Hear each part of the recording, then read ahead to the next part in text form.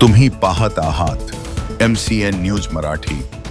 बुलढाणा जिल्ह्यातील जामोद येथील जनता विद्यालय परिसरात अल्पवयीन मुलीच्या सुरक्षेवरच घाला घालणारी धक्कादायक घटना समोर आली आहे।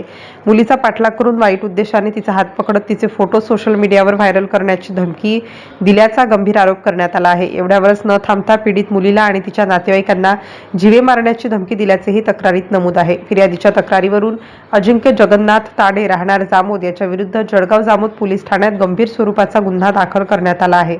तक्रारीनुसार आरोपीने पीडित मुलीचा पाठलाग करून तिच्याशी बोलण्यासाठी दबाव टाकला। माझ्यासोबत बोलली नाहीस तर तुझे फोटो फेसबुक आणि इंस्टाग्रामवर व्हायरल करीन अशी धमकी दिल्याचा आरोप आहे। तसेच वाईट उद्देशाने तिचा हात पकडल्याचेही तक्रारीत म्हटले आहे। ही घटना 13 ते 19 ऑगस्ट 2026 या कालावधीत घडल्याचे पोलिसांच्या नोंदीत नमूद आहे। या प्रकरणी कायमी अपराध क्रमांक 532/2026 अन्वये BNSच्या विविध कलमांसह पोक्सो कायद्याच्या कलम 8 व 12 अंतर्गत गुन्हा दाखल करण्यात आला आहे। या प्रकरणाचा पुढील तपास पोलीस निरीक्षक सचिन बागुल यांच्या मार्गदर्शनाखाली पोलीस उपनिरीक्षक नागेश मोहोड करीत आहेत। आरोपी विरुद्ध कठोर कारवाईची मागणी होत असून या धक्कादायक घटनेने जामोद परिसरात खळबळ उडाली आहे।